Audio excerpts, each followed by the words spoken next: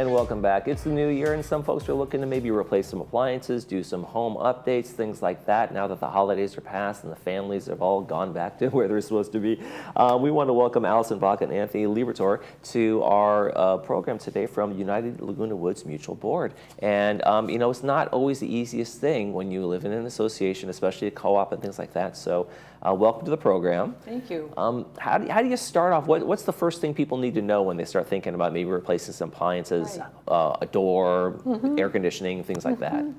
Well, the main thing is to realize that you're living in a cooperative. Right. And unlike condominium or your own home where it's all yours, in a cooperative, certain elements are considered to belong to the co-op and are the responsibility of the co-op to maintain and replace them. So that's a great plus. And when people buy into United as opposed to buying into a condo somewhere or a private home, that's part of their arrangement. That's part of the pricing that they are paying because certain things will be replaced for them. So it's a big plus because, of course, that takes away some of the worry. But on the other hand, you lose some of the control unless you want to take it over. Now, many of our manors have been remodeled over time. Right, and that's the thing, right? Yeah. Because some people walk in and it's like, well, this has been replaced clearly. This isn't the standard. So where do people go from there? Anthony, you know, have you run into that when people come from, the residents come in and say, hey, what do we do here? Yeah, we run into that quite a bit. But when people come here, when they close escrow, they're giving documentation, tells them what has been replaced and what is standard. And I know myself, it's a long document, and when you move in, you look at that and you say, yeah, I'll read that later. Right. But that's the issue, you know, but it's all there. Right. And if you have any questions, if you take that document out and read it, and if you've lost it or misplaced it, like I do a lot of times, call resident services and they'll give you a list. Right. And so you'll know what's yours, you know, what's standard and what's not standard. Right. Let's talk a little bit about the standard and non-standard in terms of like maybe a little how you check that when you close, when people moved in. And again, that list that you might have, you may be in here 5-6 years and say, hey, it's time to replace that refrigerator. And you're, what do I do? Well, here's a list that shows you typical replacements that have been done that are not standard.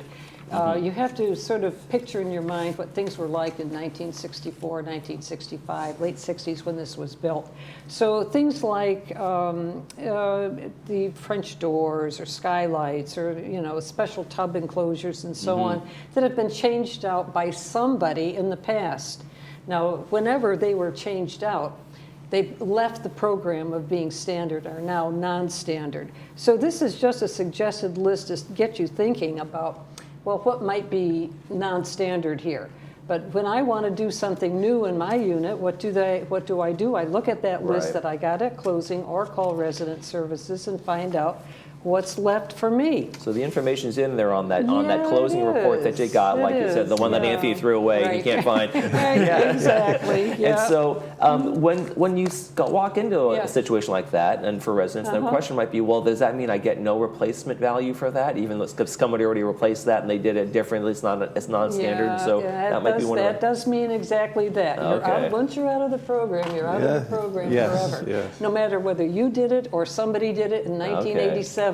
Once it's out, it's out. However, there's a lot of interesting aspects to doing an appliance replacement program. First of all, we have a standard schedule for when things that are in the program should be replaced. And it's really very simple to understand. It's 20 years for everything except the dishwasher, which is 12 years. Well, let's say somebody wants to opt out of the program and install their own thing. How does that work? What should people be thinking about when it comes to that? Tony, you want to talk about Well, if they can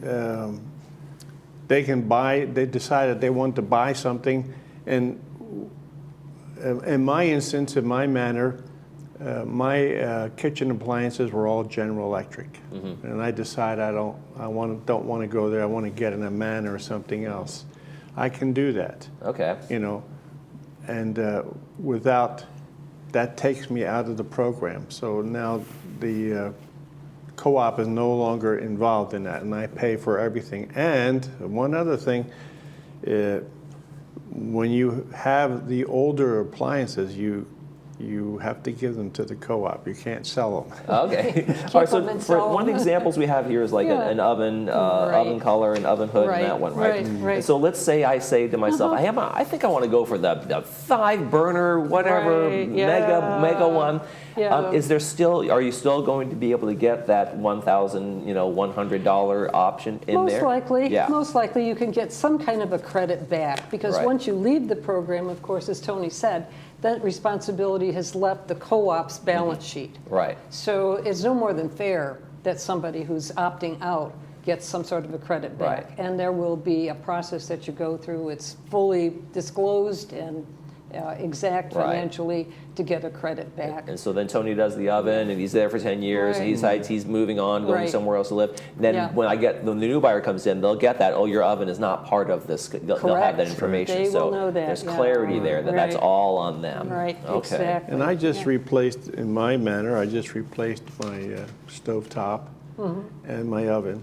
They Okay. were original GE products. Wow. From 1960 Yeah. something or other. And the knobs weren't working, and the clock wasn't working, and it would buzz when it wasn't supposed to It was buzz. time.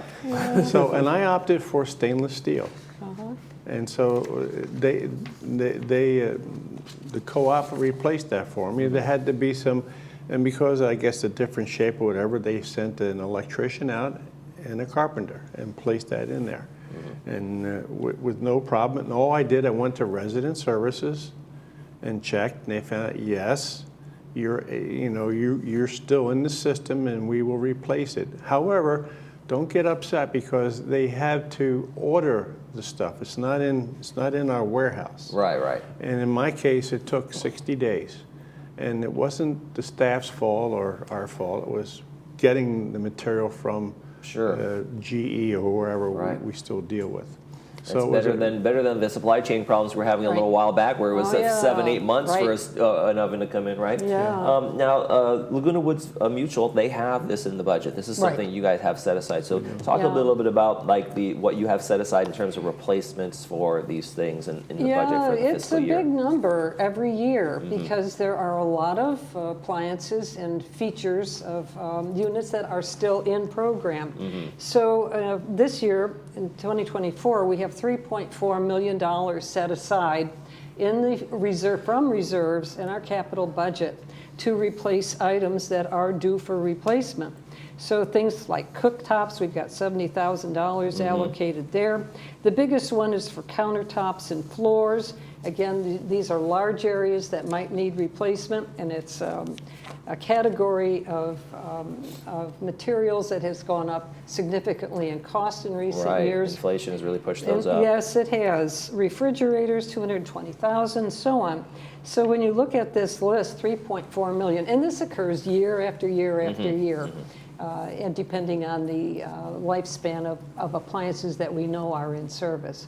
So if you are entitled to a replacement and you want a replacement, it's up to you to raise your hand and say, hey, it's time. Yeah. There's a responsibility on Yes. those folks for that. So Exactly. most of these items, in terms of their serviceable life, is about 20 years, except for dishwashers. 20 years, yes, 20 Okay. years for everything except dishwashers. Dishwashers are 12 years. Right. Okay. Now, how do you know? How do you know when it was installed? Now, some appliances will have a date on the sticker, somewhere on the appliance, if you look in either in the door frame or somewhere. Or you can call resident services and ask and give them a chance to look it up and see when it was installed. Now, some people actually don't want a favorite appliance replaced. They say, I love my stove, I know how it works. It's working I know- great. I've had it for 30 yeah, years. Right, yeah. Like That's- Tony, he had it since, Yes. since the dawn of time. And the knobs are falling off. Yeah. So it's up to the owner to make that contact Yeah, and say, hit that mark and hey, it's time. Right, You know, yeah. it's looking like it might be. And the fees, the way you guys get the money is the fees we charge the residents here, right? Correct. That's where it comes Is it a little from. higher, or a little lower than the average in the community? Is it higher because of the fact that you have so much of replacement going on in the I'm co-op? not sure what you're asking, Michael. Oh, I guess like in terms of a monthly, is it for Oh, no. when people come into the co-op, is it a little bit more expensive because of the fact that the co-op replaces it? No, it is not. No? No, our, Terrific. our homeowners assessments every month are very, very reasonable. and in fact are much lower than other condominium associations that we could name, but we won't. Okay, okay, good. Let's not call anybody out on this one. So how do we do the cost calculations? How did residents start getting involved in making this process happen? Well, first of all, you decide what you want to do. Right. And look around and decide whether it's going to be a big scale remodel or just an appliance replacement. Now for you, Tony, like what Yeah. did you just looked at yours and you said your stove recently. You said I'm just doing the stove, nothing else. Yeah, right, just doing the stove. I decided to do the stove because the knobs are falling off, the clock didn't work and all that. So I went to resident services. And again, I couldn't find my list from escrow, but they have a list there. And they say, yes, you do qualify for that. Now, I opted, because of pressure from my wife, to get stainless Yeah. instead of the white or the black and the black, white. right. Yeah, I got stainless. And the big issue, a lot of people would get upset because it took so long. Well, it wasn't our fault it was that they had to get the material in, ordered it from someplace, and it took 60 days. But other than that, the system worked fine for me. And the only other thing that happened, we had, in my manor, I'm in the ground floor. Above me, there's another manor, and a pipe in between us broke. So it flooded out my kitchen and our eating area there. I guess you call it a breakfast room, I don't know. But anyway, they replaced everything, but the floor where we ate was designed with rug originally. It was wall-to-wall carpeting. Okay. But the that was people the style. But the people who took it over from me had put hardwood floors in. So the company, the co-op, gave me the value of what it would cost me to replace a rug, not hardwood floor. So that's the way that works. So somebody put the hardwood floor, and that means it's out of the system, right? And they're not responsible, but they did give me an allowance that would reflect what it would cost to replace a rug. Okay. Well, that makes it's a little Yeah. it's better than It's nothing, fair, right? yeah. It's fair. It's a fair. You have to be fair to everyone Right. in calculating these amounts of Right, money. and there's a standard. Yeah. Right, there Now, when we is. talk about replacement, I want to make sure everybody understands. You guys aren't calling anybody. Correct. It's the residents that have to make Correct. that first move, right? Right. So when is it your turn is kind of like the time to figure these things out, right? You'll Yeah. not be called for replacement, Right. so people have to be proactive, right? They do. We just don't have staff time, and available to be making those outbound calls. But of course, if an appliance isn't working, you have to call for repair. If it can't be repaired, it'll be replaced, even though it's maybe Right. not quite time yet. So you can look up installation dates jointly with resident services, make an appointment for when someone will come and replace, be ready to participate. In other words, be on time, keep your appointment, put the dog and the cat in in a quiet area so they don't interfere with the installers, and just be ready to have the work done. Right. So that's sometimes important. it's going to be repaired. Like it's Yeah. not quite yet time for Right. replacement, and it can be repaired. Yeah. Right. Yes, so and it's that's like our responsibility as well. right. So that can be repaired. So somebody might say, "Well, I just like to replace it. Can we just replace it?" And that's like, actually, no, it's not required yet, right? So there's that. Yeah, but if you want to pay a little extra, that can be arranged. Okay. If you want to stay in, and so there will be a crediting back and forth. And so. and so resident services is the best place to start in terms of Yeah. making sure Yeah, that gets if done. you can't right? find Yeah. that document from escrow that showed all Yeah. the alterations. Tony's talking about his unit. In my unit, which had been remodeled extensively, I only have 2 original elements, the garbage disposal and the hot water heater. So everything else is all mine if I want to replace anything. And so where would you think the best place is for folks to start if they're looking around their house and saying, I'm not sure. It's really that list, right? It's that list, and it's also getting inspiration, I think. We all can go to showrooms and look Yeah. at state-of-the-art bathrooms and kitchens and so on. And sometimes people get very excited to do a complete remodel. And then, get your concept first.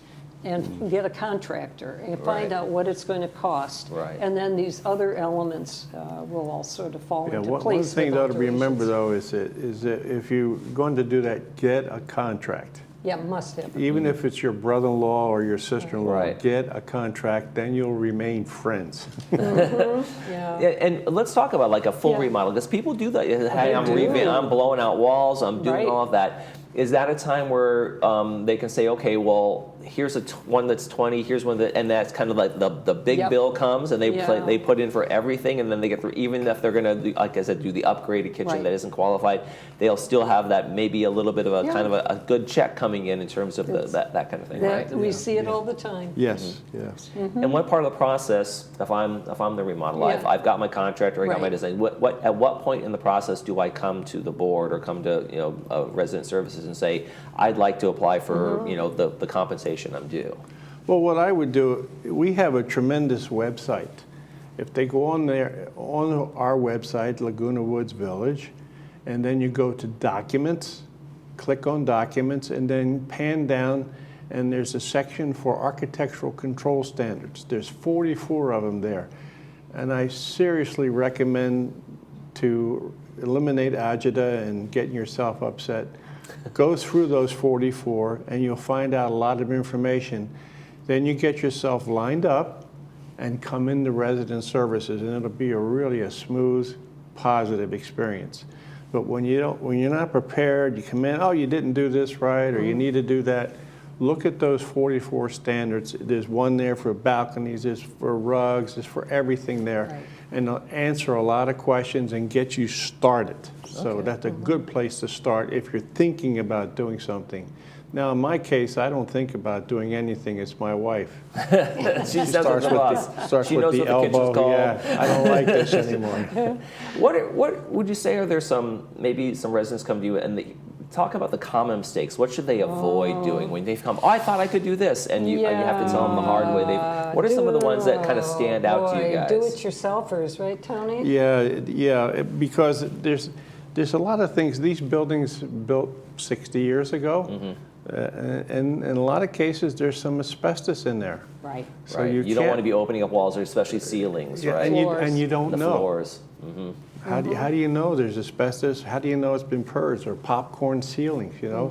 So that's why you should really do a little, we have a tremendous website with a big, huge database, and get yourself oriented before that. And you'll be a little more careful what you could possibly run into, especially when you're digging up a floor Right. or a wall. Right. Or taking down popcorn ceilings. And for some of that, there's a permitting process of the do-it-yourselfers certainly make that is. mistake, right? Yeah. There Yes. certainly is, and the permit comes from the city, not from the mutual. So Right. everybody It's from tells the you go city. back to square one and start over Right, again. and sometimes people have had to rip stuff right out Right, because it right. wasn't permitted, it wasn't done Yeah. properly, and Yeah. and there's a cost. Like, oh, I thought I was doing this on the cheap. I got my Right. brother to do it. He's a handyman. Right. And another thing, if you do something like that and you didn't get a permit and didn't tell anybody, when you go to sell the place, you're going to have problems. Yeah, yeah. Because when they come in and find out, oh, you The didn't. inspection happens Yeah, then. yeah. Yeah. And there are inspections along the way, and especially that asbestos before and after. Right under the floors, if you've got original linoleum or plank flooring, the black mastic underneath that sticks it together does contain asbestos. Okay, so that's something to be That's really yeah, mindful because of. people, oh, I need a new floor. You might be smarter to lay a new floor over the old one rather than dig up that old floor and Right. expose that asbestos to the air. Okay. Well, Anthony, Allison, thank you so much for coming in. Thank you, United Michael. Mutual. Make sure those alterations are done correctly, folks. All right, All yeah. right, thanks for coming in. Good to see you. Thank you, Michael. Take care. You're watching This Day. We'll be right back.